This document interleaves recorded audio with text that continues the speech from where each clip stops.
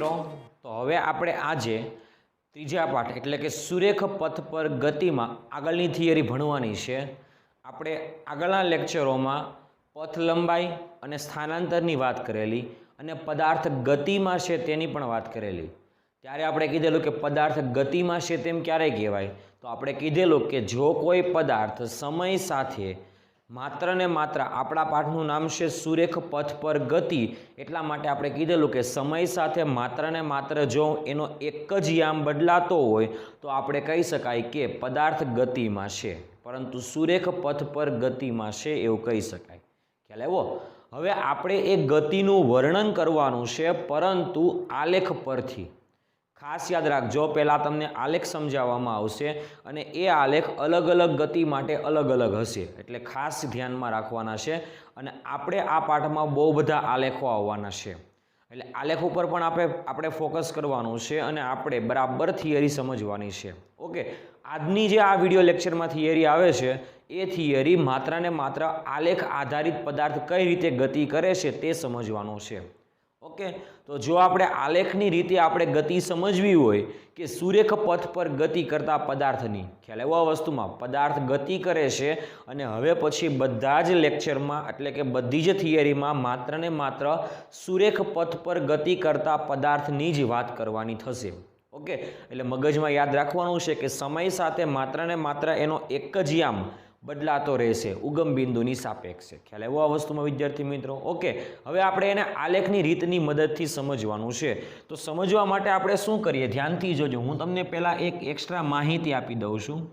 अहींया आगळ तो घणा बधा आलेख दर्शावेला छे, बधा आपणे आलेख भणवाना छे, परंतु हूँ तमने अहींया आगळ एक आलेख अलग रीते समजावुं छुं, ध्यानथी जोजो।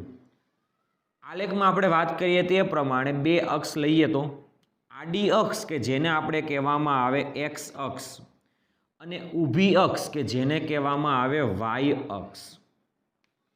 ख्याल आव्यो आ वस्तुमां?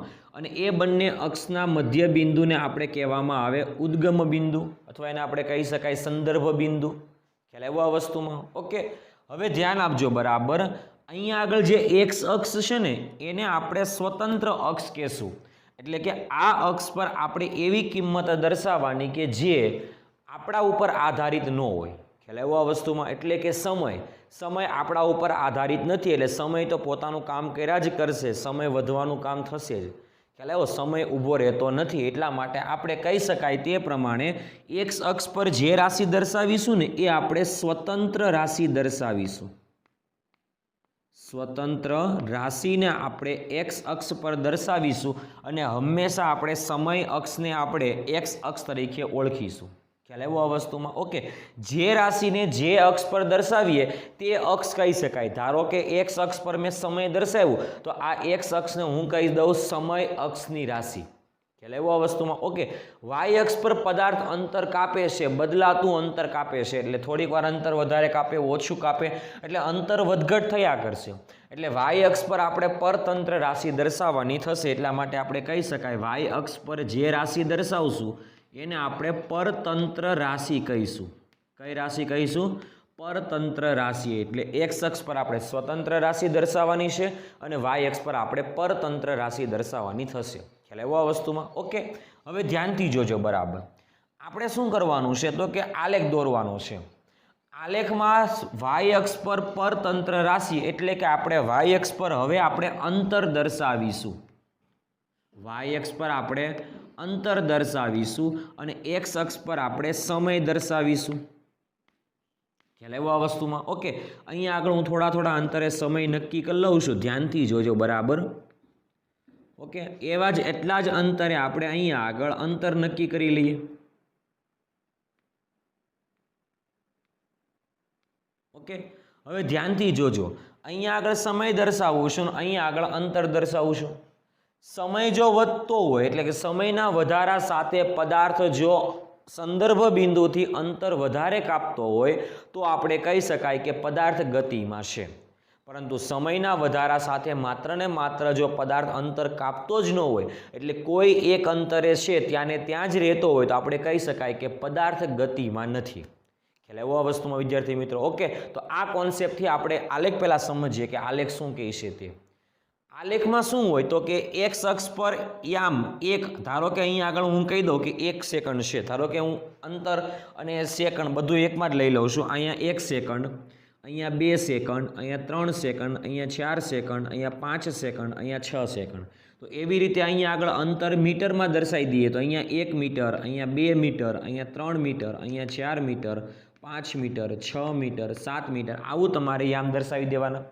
ઓકે, હવે ધ્યાન આપજો, કંઈક આવું કરવાનું છે.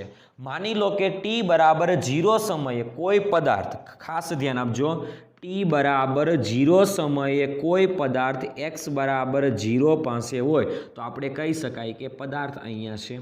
એટલે યામ દર્શાવવાના, પદાર્થ યામ અહીંયા છે.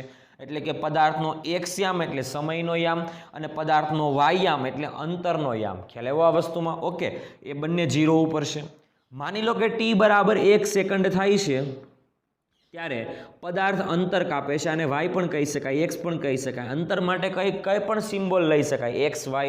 અહીંયા આગળ આપણે માની લઈએ કે પદાર્થ y અક્ષમાં ગતિ કરતો હશે, પદાર્થ x અક્ષમાં જ ગતિ કરતો હોય. ખ્યાલ આવ્યો આ વસ્તુમાં? માની લો કે હું તમને ઉદાહરણ આપી દઉં આ થિયરી પ્રમાણે જ, કે ધન x અક્ષની દિશામાં અથવા ઋણ x અક્ષની દિશામાં પદાર્થ ગતિ કરે છે. એટલા માટે આપણે કલ્પના મગજમાં એ જ કરવાની કે પદાર્થનું અંતર x અક્ષની દિશામાં દર્શાવે છે, પદાર્થનું અંતર x અક્ષની દિશામાં બદલાય છે. પરંતુ આપણે આલેખમાં એને આપણે y અક્ષ પર એટલે પરતંત્ર રાશિને આપણે કીધેલું તે પ્રમાણે y અક્ષ પર દર્શાવવાની છે. ખ્યાલ આવ્યો આ વસ્તુમાં? પછી એવું નહીં સમજવાનું કે સરે કીધેલું કે પદાર્થ x અક્ષમાં ગતિ કરે છે અને અહીંયા આગળ y અક્ષમાં લેવાનું છે. નહીં, એવું નહીં. હંમેશા આપણે અંતરને y અક્ષમાં જ દર્શાવીશું. અહીંયા આગળ જે અંતરના યામ દર્શાવવામાં આવે છે એ તો ખાલી આલેખ પૂરતા દર્શાવવામાં આવે છે. એનો મતલબ એવો નથી કે પદાર્થ આમ ગતિ કરે છે. ખ્યાલ આવ્યો? અહીંયા આગળ જો યામ બદલાતા હોય તો તમારે એવું માનવાનું કે પદાર્થ ઉગમ બિંદુથી x અક્ષની દિશામાં એટલે x અક્ષ પર પદાર્થ પોતાનું સ્થાન બદલે છે અને એ સ્થાન કેટલા મીટરે છે એ અંતરને આપણે અહીંયા આગળ દર્શાવીએ છીએ. ખ્યાલ આવ્યો આ વસ્તુમાં? માની લો કે t બરાબર 0 સમયે કોઈ એક પદાર્થ x બરાબર 0 પાસે છે તો તમારે અહીંયા આગળ t બરાબર 0 એટલે x અક્ષ પર 0 યામ લેવાના અને y અક્ષ પર 0 યામ લેવાના. ખ્યાલ આવ્યો? હવે માની લો કે કોઈ પદાર્થ t બરાબર 1 સેકન્ડે અહીંયા આગળથી x અક્ષમાં 1 મીટરનું અંતર કાપે છે તો t બરાબર 1 સેકન્ડે પદાર્થનો x યામ કેટલો થશે તો કે આપણે કીધેલું, એટલે પદાર્થે કેટલું અંતર કાપ્યું છે? 1 મીટર જેટલું અંતર કાપેલું છે. કઈ દિશામાં? ધન x અક્ષની દિશામાં 1 મીટરનું અંતર કાપેલું છે. ઓકે, પરંતુ એના આલેખને જો આપણે દર્શાવવો હોય તો આ જે અંતર છે 1 મીટરનું એ આપણે y અક્ષમાં દર્શાવવું પડશે, કારણ કે આપણે કીધેલું છે કે અંતરને આપણે શેમાં લેવાના છે? y અક્ષમાં લેવાના છે. ખ્યાલ આવ્યો? તો અહીંયા આગળ એ જ છે કે ધારી લો કે આપણે એની આગળ y અક્ષ પર દર્શાવી દઈએ તો પણ બરાબર છે. t બરાબર 0 સમયે કણ ઉગમ બિંદુ એટલે ધન x અક્ષની દિશામાં ગતિ કરે છે પણ પ્રારંભમાં એ ઉગમ બિંદુ પર છે. પહેલી સેકન્ડ થાય તે ત્યારે x અક્ષની દિશામાં એ 1 મીટરનું અંતર કાપે છે. ખ્યાલ આવ્યો આ વસ્તુમાં? પહેલી સેકન્ડ થાય ત્યારે એ x અક્ષની દિશામાં 1 મીટરનું અંતર કાપશે તો આપણે કહી શકાય કે x અક્ષ પર t બરાબર એટલે સમય લીધેશો તો સમયની અક્ષ પર 1 યામ લેવાના. ખ્યાલ આવ્યો? 1 સેકન્ડ. અને અંતર એટલે કે y અક્ષ પર દર્શાવેલું છે ત્યારે તમારે 1 મીટર જેટલું અંતર y અક્ષ પર લેવાનું. ઓકે, એટલે કહી શકાય કે અહીંયા આગળ 1 સેકન્ડ સમય અક્ષ પર લઈએ છીએ, અહીંયા આગળ 1 મીટર અંતર y અક્ષ પર લઈએ છીએ. આ બંનેને આપણે જોડી દઈએ તો આપણને એટલો ખબર પડે કે અહીંયા આગળ બંનેના યામ આવે. તો જો આપણે અહીંયા આગળ દર્શાવી દઈએ બિંદુ તો આપણે કહી શકાય કે અહીંયા આગળ પદાર્થનું જે સ્થાન છે ને એ સ્થાન દર્શાવતું અહીંયા આગળ બિંદુ દર્શાવે છે. એટલે કે આ બિંદુને આપણે શું કહી શકાય તો કે t બરાબર 1 સેકન્ડે પદાર્થથી 1 મીટર જેટલું અંતર કાપેલું છે. કઈ દિશામાં? ધન x અક્ષની દિશામાં. પણ આપણે આને દર્શાવીએ છીએ ક્યાં તો કે y અક્ષ પર દર્શાવવી પડશે. ખ્યાલ આવ્યો આ વસ્તુમાં? ઓકે, માની લો કે t બરાબર 2 સેકન્ડ થઈ ગઈ. t બરાબર 2 સેકન્ડ થાય છે તો એ t બરાબર 2 સેકન્ડ થાય ત્યારે કણ જે છે પદાર્થ છે એ અહીંયાથી 2 મીટર જેટલો દૂર છે તો એનો મતલબ એવો કહી શકાય કે x બરાબર 2 મીટર. તો અહીંયા આગળ તમારે શું કરવાનું કે ટી બરાબર 2 સેકન્ડ, તો એક્સ યામમાં તમારે 2 લેવાના અને વાય યામમાં પણ 2 મીટર જેટલું અંતર, એટલે કે ધન એક્સ અક્ષની દિશામાં 2 મીટરનું અંતર કાપે છે, તો એ અંતરને દર્શાવવા માટે આપણે વાય યામ પર એટલે કે વાય એક્સ પર 2 યામ દર્શાવવા પડશે. તો આ બંને યામોને ભેગા કરી દઈએ તો આ બિંદુએ ભેગા થાય. તો ધ્યાનથી જોજો, આ બિંદુને દર્શાવવા માટે આપણે શું કહી શકાય કે આ જે બિંદુ છે એનો મતલબ એવો કે કણ જે છે એ 2 સેકન્ડે 2 મીટર જેટલા અંતરે હશે. ખ્યાલ આવ્યો આ વસ્તુમાં? પછી આગળ 3 સેકન્ડે 3 મીટર જેટલા અંતરે હશે, 4 સેકન્ડે 4 મીટર જેટલા અંતરે હશે. ખ્યાલ આવ્યો આ વસ્તુમાં? ઓકે, એટલે આવા તમને યામો મળશે, આવા તમને બિંદુ મળશે. ખ્યાલ આવ્યો આલેખની અંદર કે એક્સ અક્ષ અને વાય અક્ષની સાપેક્ષે તમને કંઈક બિંદુઓ મળશે. ખ્યાલ આવ્યો આ વસ્તુમાં? ઓકે, તો આનો મતલબ એવો થઈ શકે કે સમયના વધારા સાથે પદાર્થનું અંતર પણ વધે છે. એ આપણે આલેખ પરથી જોઈને કહીએ છીએ. જુઓ કે સમયના વધારા સાથે પદાર્થના અંતરમાં પણ વધારો થાય છે, એટલા માટે કહી શકાય કે પદાર્થ ગતિમાં છે. ખ્યાલ આવ્યો? આલેખને બરાબર મગજમાં કલ્પના કરવાની છે. એવું નહીં બાંધતા કે આ બધા બિંદુઓને જોડી દઈએ.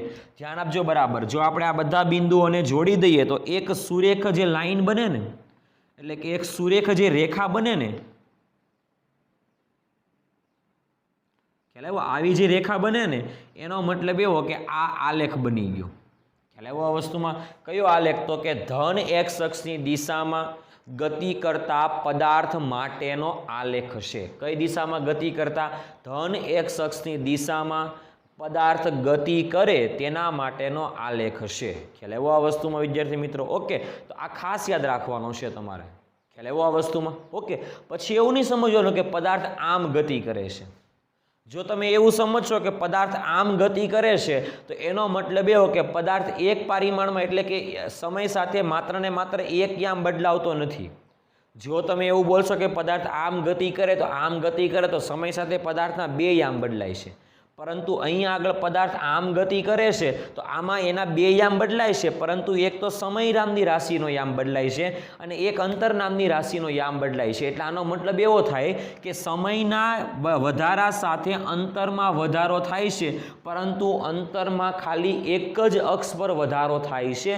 એટલા માટે આ જે આલેખ છે એ આલેખ આપણે એટલે કે એક અક્ષ પર જ એટલે કે એક પારિમાણિક ગતિ માટેનો જ આલેખ છે. ખ્યાલ આવ્યો આ વસ્તુ? એટલે ખાસ યાદ રાખવાનું છે કે આવો જે આલેખ છે અહીંયા આગળ એક અક્ષ પર અંતર દર્શાવેલું છે અને બીજી એક અક્ષ પર સમય દર્શાવેલો છે. પછી જો આલેખ આમ હોય તો તમારે એવું જ સમજવાનું થશે કે પદાર્થ સમય સાથે કોઈ એક જ અક્ષ પર પોતાનું સ્થાન બદલતો હશે. ખ્યાલ આવ્યો? અને કઈ અક્ષ પર પોતાનું સ્થાન બદલતો હશે એ આપણને આલેખના અમુક ભાગમાં એટલે આલેખમાં લખીને જ આપેલું હશે કે ધન એક્સ અક્ષની દિશામાં ગતિ કરે છે. તો ધન એક્સ અક્ષની દિશામાં ગતિ કરે છે, અથવા ધન વાયની દિશામાં ગતિ કરે છે, અથવા ધન ઝેડની દિશામાં ગતિ કરે છે. ખ્યાલ આવ્યો? પરંતુ એ બધા અંતરોને આપણે આલેખમાં વાય અક્ષ પર દર્શાવવા પડશે. ખ્યાલ આવ્યો આ વસ્તુમાં વિદ્યાર્થી મિત્રો? ઓકે, તો આ આપણો મેઇન કોન્સેપ્ટ છે અને આ કોન્સેપ્ટ આધારિત આપણે અહીંયા આગળ આપેલા બધા આલેખો સમજવાના છે કે કેવા પ્રકારની ગતિ માટે કેવા પ્રકારના આલેખ આવે તે. ખ્યાલ આવ્યો આ વસ્તુમાં? આ આપણો પહેલો કોન્સેપ્ટ છે કે અંતર વિરુદ્ધ સમયનો આલેખ હોય. ખાસ યાદ રાખજો, અંતર વિરુદ્ધ સમય આમાં શું બોલાય કે વાય અક્ષમાં જે રાશિ છે એના વિરુદ્ધ એક્સ અક્ષમાં જે રાશિ છે એનો આલેખ છે એવું કહી શકાય. તો આપણે અહીંયા આગળ એવું કેવું હોય કે આ આલેખ શેનો છે? તો આ આલેખ આપણે કહી શકાય કે અંતર વિરુદ્ધ સમયનો આલેખ છે. અંતર વિરુદ્ધ સમયનો આલેખ છે. આ આલેખ આપણે કેવો હોય તો આ આલેખ છે અંતર વિરુદ્ધ સમયનો, કે જેને આપણે જો સંજ્ઞામાં દર્શાવવું હોય તો એક્સ તીર મારી દેવાનું એટલે વિરુદ્ધ થઈ ગયું ઇન્ટુ સમય, એક્સ તીર સમય. તો આને કહેવામાં આવે અંતર વિરુદ્ધ સમયનો આલેખ આપણે દર્શાવેલો છે. ખ્યાલ આવ્યો આ વસ્તુમાં વિદ્યાર્થી મિત્રો? ઓકે, તો આવી રીતે આપણે આના પછીના બધા જ લેક્ચરોમાં આલેખની જરૂર પડશે, એટલે આલેખને બરાબર સમજવાનો છે અને દાખલાઓમાં પણ આલેખની જ જરૂર પડશે. કોન્સેપ્ટ ક્લિયર રાખવાનો છે, મગજમાં ઉલટું નહીં સમજવાનું કે પદાર્થ આમ ગતિ કરે છે. નહીં, પદાર્થ સુરેખ પથ પર જ ગતિ કરે છે, પરંતુ એનો જો આપણે આલેખ અંતર વિરુદ્ધ સમયની સાપેક્ષે દોરીએ તો એનો આલેખ આમ આપણે દોરી શકાય. ખ્યાલ આવ્યો? કારણ કે સમય સાથે અંતર વધે છે. ખ્યાલ આવ્યો આ વસ્તુમાં? એટલા માટે આપણે આવો દોરી શકાય છે. ખ્યાલ આવ્યો આ વસ્તુમાં? ઓકે, તો હવે આપણે અંતર વિરુદ્ધ સમયના આલેખ એટલે આપણો સવાલ થશે સુરેખ પથ પર ગતિ કરતા કણ માટે અલગ અલગ કન્ડિશનમાં અંતર વિરુદ્ધ સમયના આલેખ દોરો. એટલા માટે હવે લખી શકાય એક્સ વિરુદ્ધ ટી. ટૂંકમાં લખું છું એક્સ વિરુદ્ધ ટી એટલે હમણાં તમને કીધેલું તે પ્રમાણે આલેખ શેના છે? અંતર વિરુદ્ધ સમયના આલેખ થશે. એટલા માટે આપણે કહી શકાય કે સુરેખ પથ પર ગતિ કરતા કણ માટે અંતર વિરુદ્ધ સમયના આલેખ સમજાવો. આલેખ દર્શાવો એવો પણ પ્રશ્ન પૂછી શકાય અથવા આલેખ સમજાવો એવો પણ પ્રશ્ન પૂછી શકાય. ખ્યાલ આવ્યો? આવા તો ઘણા બધા પ્રશ્ન આપણે જોવાના છે. અત્યારે સૌથી સામાન્ય પ્રશ્ન આપણે જોવાનો છે કે સુરેખ પથ પર ગતિ કરતા કણ માટે અંતર વિરુદ્ધ સમયનો આલેખ આપણે કઈ રીતે દોરવાનો થશે તે. ખ્યાલ આવ્યો આ વસ્તુમાં? ઓકે, ચાલો પહેલો આલેખ દોરીએ કે કોઈ પદાર્થ સ્થિર હોય ત્યારે એનો આલેખ દોરવો. કોઈ પદાર્થ કેવો હોય? સ્થિર હોય ત્યારે અંતર વિરુદ્ધ સમયનો આલેખ દોરો. ખ્યાલ આવ્યો? અહીંયા આગળ ધ્યાન આપજો, આલેખ આને કેવા છે? આ આલેખ છે અને આ બંને અક્ષ છે. એટલા માટે લખી દઉં છું હું અહીંયા આગળ કે આ આલેખ છે. આલેખ એટલે શું? તો કે એક્સ અક્ષ પર રહેલી જે રાશિ છે એના યામ અને વાય અક્ષ પર રહેલી રાશિ છે એના યામ, એ બંનેના યામોને જોડતી રેખા કે જેને કહેવામાં આવે આલેખ. આલેખ એટલે એક પ્રકારનું ચિત્રાત્મક સ્વરૂપ. અહીંયા આગળ આપણને આલેખ સીધો છે એટલે લાઈન સીધી દોરેલી છે. એટલા માટે આપણે આને આલેખ કહીશું.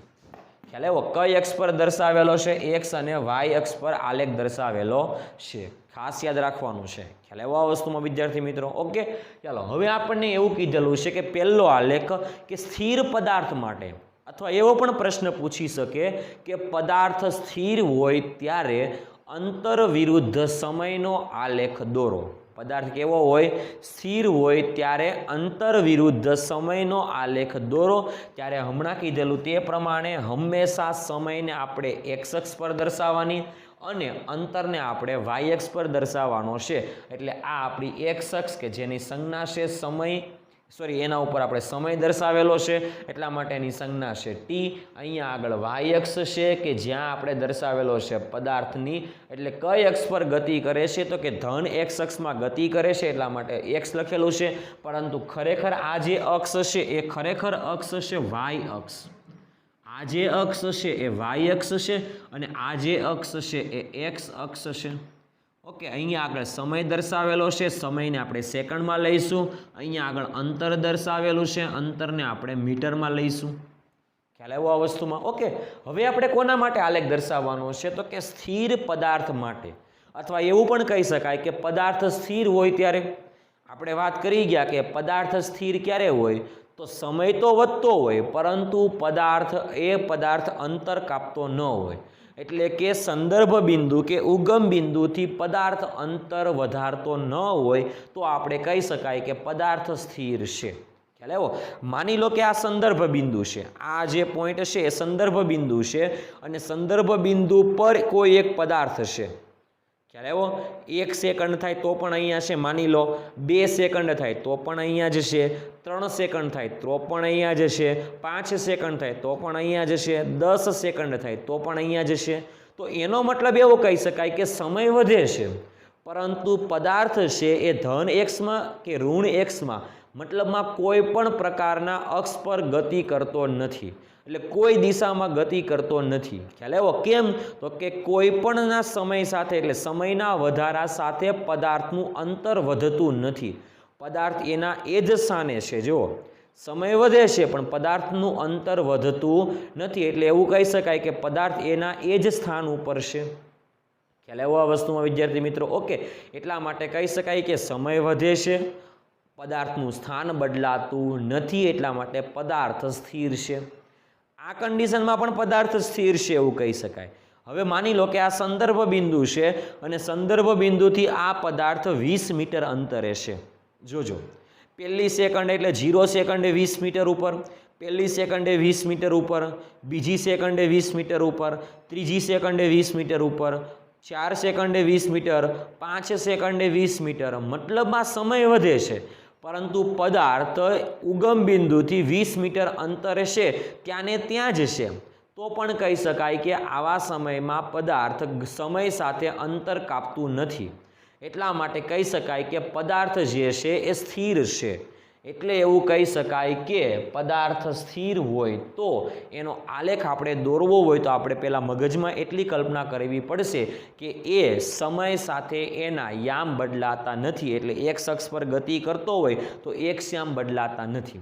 ઓકે, માની લો હું તમને ઉદાહરણ આપું છું કે અહીંયા આગળ જે મેં આલેખ દોરેલો છે એ આલેખ ઉગમ બિંદુથી 20 મીટર અંતરે રહેલા પદાર્થ માટે ગમે તે ઉદાહરણ આપી શકાય. એવું નહીં કે ફરજિયાત 20 મીટર સુધીનું જ આપવું.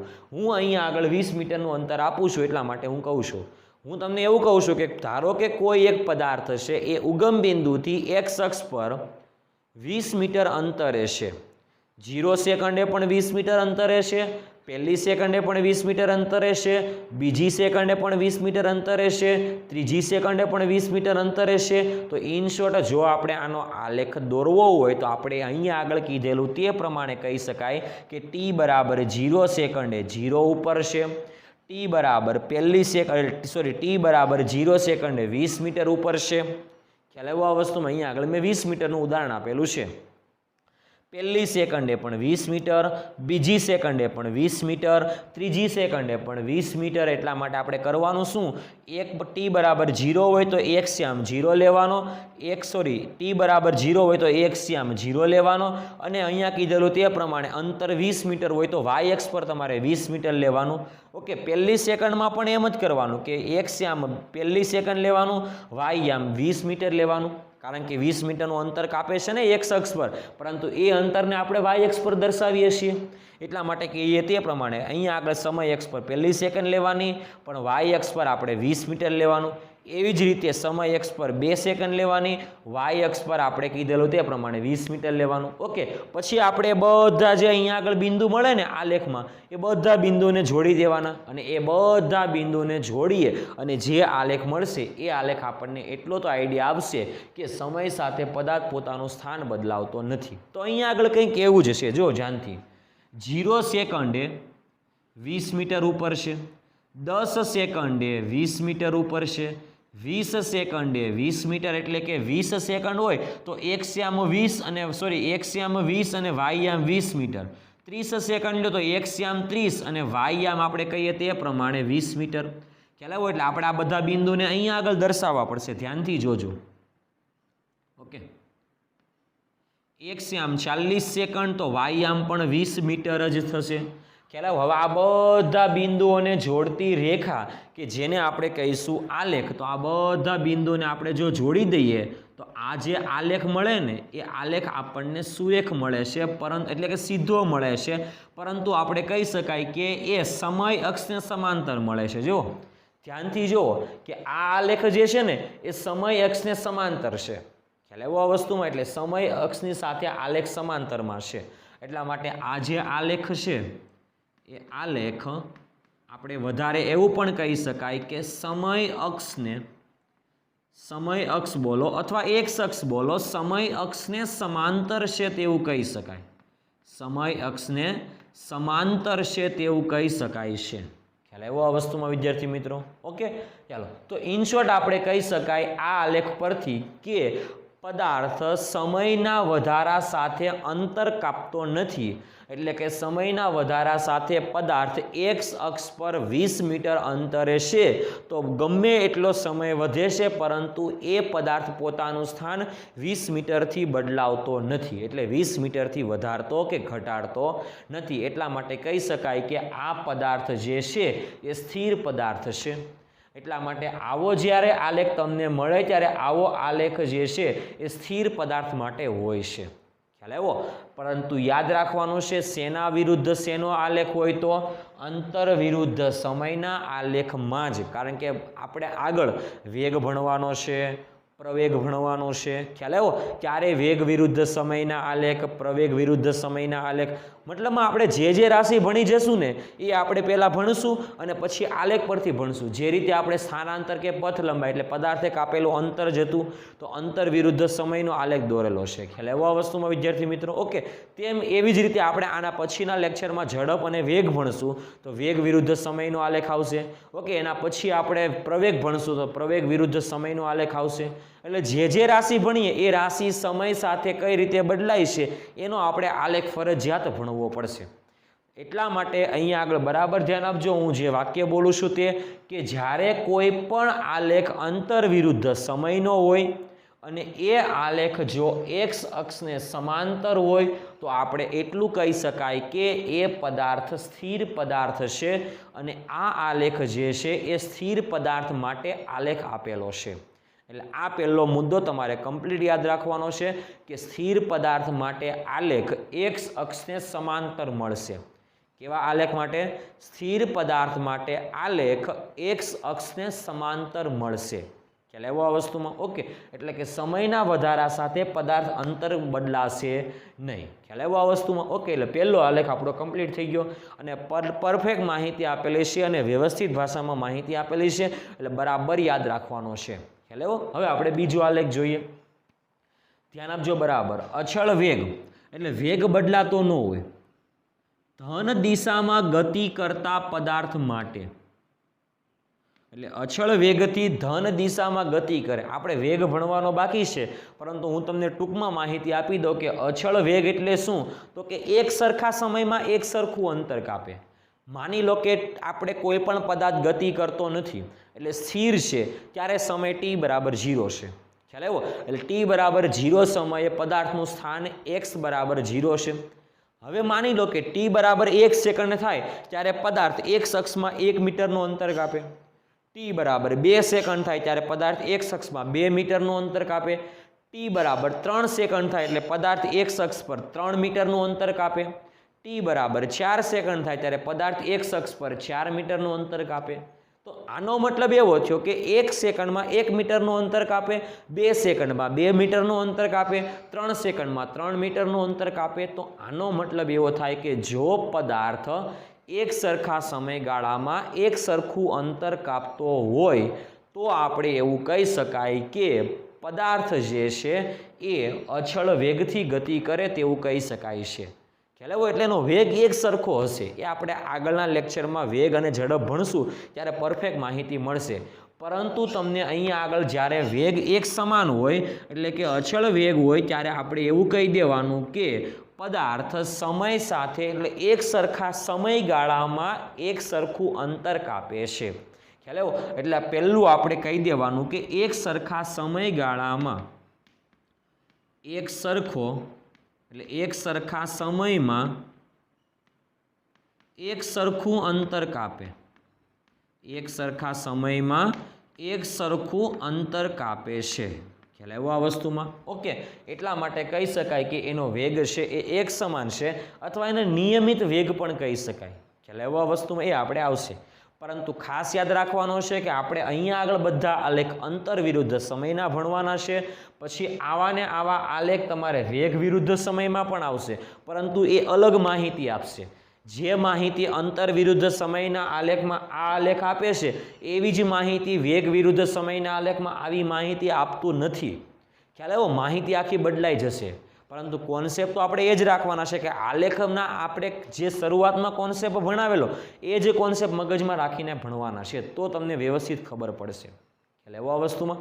ઓકે. હવે ધ્યાનથી જુઓ કે એક સરખા સમયગાળામાં એક સરખું અંતર કાપે છે. અહીંયા આગળ મેં ઉદાહરણ તમને આપેલું હતું. જુઓ કે t બરાબર 0 સમયે x બરાબર 0 મીટર, t બરાબર 1 સેકન્ડે x બરાબર 1 મીટર, t બરાબર 2 સેકન્ડે x બરાબર 2 મીટર છે. એટલે આનો આલેખ હંમેશા આવો જ આવશે કારણ કે x યામ 1 y યામ 1 x યામ 2 y યામ 2 x યામ 3 y યામ 3 આ બધા બિંદુઓને જોડો તો એ આલેખ હંમેશા આ બંને અક્ષની વચ્ચેથી જ આમ એક સરખો નીકળશે.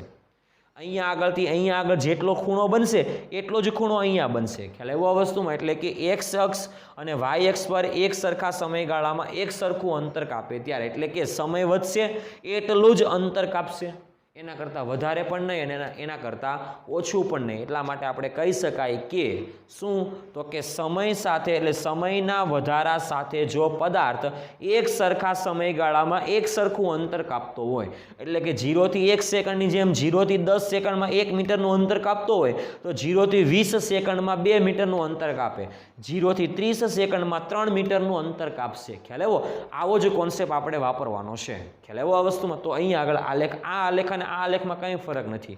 ઓકે, તો આનો મતલબ એવો થાય કે કોઈ પણ સમયે તમે અહીંયા આગળથી આપણે યામ દોરવા હોય તો આ રીતે દોરી શકાય. એટલે કે 0 થી ધારો કે અહીંયા 10 સેકન્ડ લઈ લો તો 0 થી 10 સેકન્ડમાં પદાર્થે 10 મીટરનું અંતર કાપેલું હોય તો આવા આલેખમાં જો આપણે અહીંયા આગળ બીજો સમય 20 સેકન્ડ લઈએ તો એના આપણે યામ દોરીએ તો આપણે એટલું જ કહી શકાય કે અહીંયા આગળ 20 મીટર જ હશે.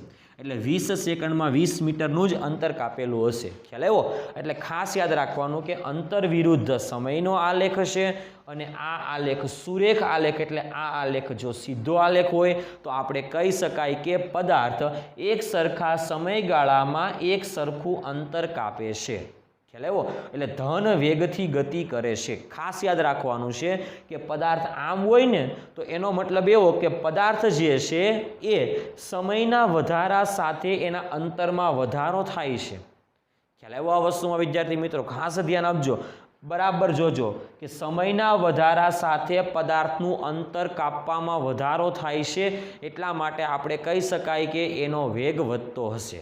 ખ્યાલ આવ્યો? એટલે કહી શકાય કે ધન વેગથી ગતિ કરે છે.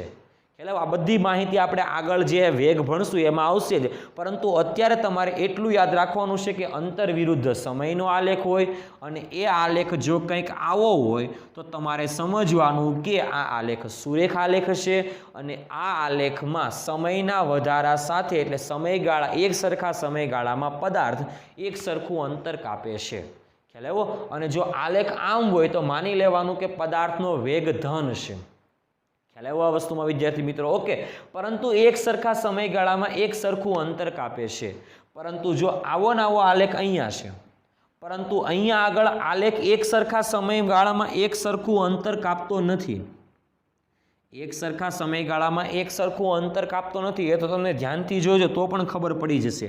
આ આલેખ જે છે ને એ આલેખ જુઓ, ક્યારેક સમય એટલે અહીંયા આગળથી સ્ટાર્ટ કરેલું છે અહીંયાથી, એવું નહીં કે હંમેશા 0 થી જ સ્ટાર્ટ કરી શકાય, અહીંયાથી પણ સ્ટાર્ટ કરી શકાય. તો અહીંયાથી સ્ટાર્ટ કરો તો એનો મતલબ શું? t બરાબર 0 સેકન્ડે પદાર્થ 10 મીટર અંતરે છે.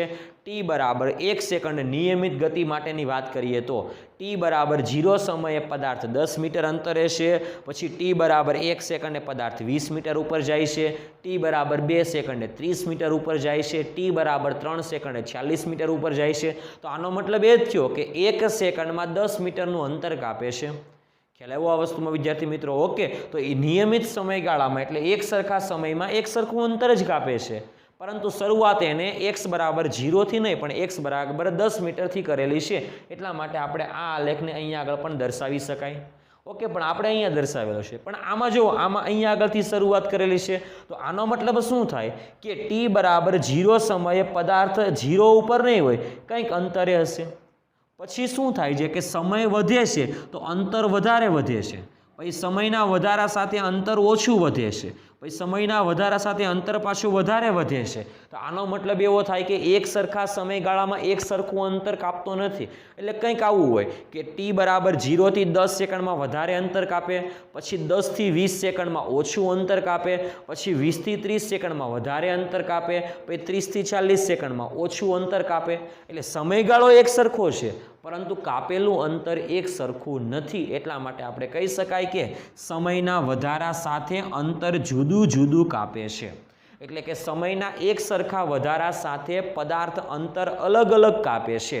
તો આવા આલેખને આપણે કહી શકાય કે અનિયમિત ગતિ કરતા પદાર્થ માટેનો આલેખ છે. તો આવો આલેખ હોય અને અંતર વિરુદ્ધ સમયનો આલેખ હોય. ખાસ યાદ રાખજો, અનિયમિત ગતિ કરે છે એના માટેની વાત થાય છે કે અંતર વિરુદ્ધ સમયનો આલેખ હોય અને પદાર્થ જો આવી ગતિ ન કરે પછી પદાર્થ એટલે પછી એવું તમારે નહીં માનવાનું કે પદાર્થ આમ ગતિ કરે છે, નહીં, પદાર્થ તો સુરેખ પથ પર જ ગતિ કરે, પણ ક્યાંક ઓછા એટલે કે ક્યાંક ઓછું અંતર કાપે, ક્યાંક વધારે અંતર કાપે, ક્યાંક ઓછું અંતર કાપે, ક્યાંક વધારે અંતર કાપે છે. તો આનો મતલબ આપણે એવો કહી શકાય કે સમયના વધારા સાથે પદાર્થ એક સરખું અંતર કાપતો નથી. એટલા માટે આ અનિયમિત ગતિ કરતા પદાર્થ માટેનો આલેખ છે. અને આ કીધેલું તે પ્રમાણે અચળ વેગ બોલો કે નિયમિત ગતિ બોલો બંને એક સરખું જ થાય છે. એટલા માટે આપણે અહીંયા લખી દઈએ કે આને આપણે કહી શકાય કે નિયમિત ગતિ કરતા પદાર્થ માટેનો આલેખ છે. ખ્યાલ આવ્યો આ વસ્તુમાં? અને આલેખ જો આમ હોય તો એનો ઢાળ જે છે ને એ ધન કહેવાશે. ખ્યાલ આવ્યો આ વસ્તુમાં? ખાસ યાદ રાખવાનું, આપણે ઢાળ પણ આવશે. ઢાળ એટલે આ સ્લોપ, આનો ઢાળ ધન છે એવું કહી શકાય. કેમ આવું? તો એ આપણે આગળના પાઠમાં પણ ભણશું, પણ અહીંયા આગળ આપણે એટલું યાદ રાખવાનું છે કે આનો આલેખનો જે ઢાળ છે ને એ ઢાળ ધન છે. તો આપણે અહીંયા આગળ લખી દઈએ સામાન્ય માહિતી પરથી કે આનો જે ઢાળ છે એ ઢાળ મળે છે આપણને ધન મળે છે. એટલા માટે અહીંયા લખેલું છે ધન વેગથી ગતિ કરે છે. એ આપણે બધું આગળ આવશે, પરંતુ અહીંયા આગળ તમારે ખાલી સમજવાનું છે. ખ્યાલ આવ્યો? તો આ નિયમિત ગતિ માટેનો આલેખ છે અને આ અનિયમિત ગતિ માટેનો આલેખ છે. ખ્યાલ આવ્યો આ વસ્તુમાં વિદ્યાર્થી મિત્રો? ઓકે, હવે આપણે અહીંયા આગળ વાત કરીએ, ધ્યાનથી જોજો બરાબર. ઋણ વેગથી ગતિ કરતા પદાર્થ માટે હમણાં કીધેલું તે પ્રમાણે જો આલેખ આમ હોય તો એનો ઢાળ ધન હોય, અને આપણામાં આલેખ તમને આમ આપેલો છે એટલે એનો ઢાળ કેવો છે? ઋણ છે. ખ્યાલ આવ્યો? એટલે આપણે કહી શકાય કે આનો જે ઢાળ છે એ ઢાળ આપણને ઋણ મળે છે. ઓકે, હવે ધ્યાનથી જોજો આમાં શું કહેવા માગે છે તે. ઓકે, ચાલો હવે શું કહે છે કે અહીંયા આગળથી તમે જુઓ તો સમયના વધારા, પહેલાં t=0 સમય પદાર્થ બહુ મોટા અંતરે છે, પછી સમયના વધારા સાથે પદાર્થનું અંતર ઘટતું જાય છે. પદાર્થ આમ ગતિ નથી કરતો. ધ્યાનથી જોજો, હું પહેલું બિંદુ અહીંયા લઈ લઉં તો t=0 તો x બરાબર કંઈક હશે. હવે આ બિંદુ અહીંયા લઈ લો તો ધ્યાનથી જોજો, સમયનું યામ એટલે સમયનો જે અક્ષ છે એ અક્ષ વધી ગઈ. ખ્યાલ આવ્યો? પરંતુ આપણે અંતરમાં x અક્ષ દર્શાવેલી એ x અક્ષ ઘટી ગઈ. હજુ આગળ વાત કરીએ, જો આ બિંદુ લઈએ તો આ બિંદુમાં તો હજુ એવું થાય છે, ધ્યાનથી જુઓ કે સમયની અક્ષમાં વધારો થાય છે પરંતુ અંતરની અક્ષમાં ઘટાડો થાય છે. ધીમે ધીમે આ પણ આવું જ થાય છે. ખ્યાલ આવ્યો આ વસ્તુમાં? ઓકે, એટલા માટે અહીંયા આગળ આપણે કહી શકાય કે સમયના વધારા સાથે પદાર્થનું અંતર ઘટતું જાય છે. ખ્યાલ આવ્યો આ વસ્તુમાં વિદ્યાર્થી મિત્રો? ઓકે, ધ્યાનથી જોજો, સમયના વધારા સાથે પદાર્થનું અંતર ઘટતું જાય છે. હવે અમુક સમય આવશે ને યાર, અમુક સમય આપણે આલેખને લંબાવશું ને તો આલેખ અહીંયા આવી જશે. એટલે કે સમયના વધારા સાથે એટલે સમય વધતું હશે પણ આલેખ જે પદાર્થ છે એ પદાર્થ 0 ઉપર આવી જશે. ખ્યાલ આવ્યો આ વસ્તુમાં? એટલે કે આવું કંઈક થતું હોય ત્યારે આપણે કહી શકાય કે વેગમાં ઘટાડો થાય છે. એટલા માટે અહીંયા આગળ લખેલું છે કે ઋણ વેગથી ગતિ કરતા પદાર્થ માટે અંતર વિરુદ્ધ સમયનો આલેખ આપેલો છે, અને એ અંતર વિરુદ્ધ સમયનો આલેખ તમને કંઈક આવો મળે છે. ખ્યાલ આવ્યો? એટલા માટે આનું ખાલી નામ આપેલું છે કે નિયમિત ઋણ વેગ. અહીંયા આગળ વેગ છે એ પણ નિયમિત છે, પરંતુ એનો વેગ ઋણ છે. કેમ? તો કે એનો ઢાળ કેવો મળે છે? અહીંયા આગળ તમને ઋણ મળે. એટલા માટે આપણે કહી શકાય કે અહીંયા આગળ પદાર્થ જે છે એ પદાર્થ ઋણ વેગથી ગતિ કરે છે. ખ્યાલ આવ્યો? તો અહીંયા આગળ લખેલું છે કે નિયમિત ઋણ વેગથી ગતિ કરતા પદાર્થ માટેનો અંતર વિરુદ્ધ સમયનો આલેખ આપેલો છે અહીંયા આગળ. ખ્યાલ આવ્યો આ વસ્તુમાં? ઓકે, એટલે ધન વેગ છે કે ઋણ વેગ એ આપણને ખબર કઈ રીતે પડશે? તો એ અહીંયા આગળના ઢાળ ઉપરથી. ખ્યાલ આવ્યો? આનો ઢાળ ધન કહેવાશે. ખ્યાલ આવ્યો? આગળ આપણે જે થિયરી આવશે વેગ અને પ્રવેગ ત્યારે આપણે ઢાળની બરાબર માહિતી આપશું ત્યારે તમને પરફેક્ટ ખબર પડશે કે ઢાળ કોનો ધન હોય અને કોનો ઋણ હશે. ખ્યાલ આવ્યો? પણ અત્યારે તમારે ખાલી આલેખ ઉપરથી જોઈને કહેવાનું છે કે આ આલેખ છે એનો ઢાળ ધન છે અને આ આલેખનો ઢાળ ઋણ છે, પરંતુ બંને આલેખમાં સમય સાથે પદાર્થ પોતાનું સ્થાન બદલે છે. એટલે બંને પદાર્થ ગતિમાં છે, એટલે બંને આલેખો ગતિમાં હોય એ પદાર્થ માટેના છે.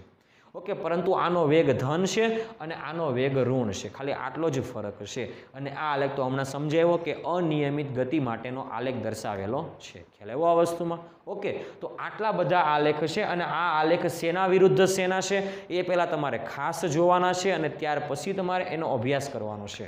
ખ્યાલ આવ્યો આ વસ્તુમાં? ઓકે, તો આ તો આપણો આજનો લેક્ચર કે સુરેખ પથ પર ગતિ કરતા પદાર્થ માટે જે આપણે આગળના લેક્ચરમાં પથ લંબાઈ અને સ્થાનાંતર ભણી ગયા, એ પથ લંબાઈ અને સ્થાનાંતર કે એને કહેવામાં આવે અંતર વિરુદ્ધ સમયના આલેખ માટેના અહીંયા આગળ સુરેખ પથ પર ગતિ કરતા પદાર્થ માટેના આલેખ દર્શાવેલા છે. ખ્યાલ આવ્યો આ વસ્તુમાં વિદ્યાર્થી મિત્રો? ઓકે.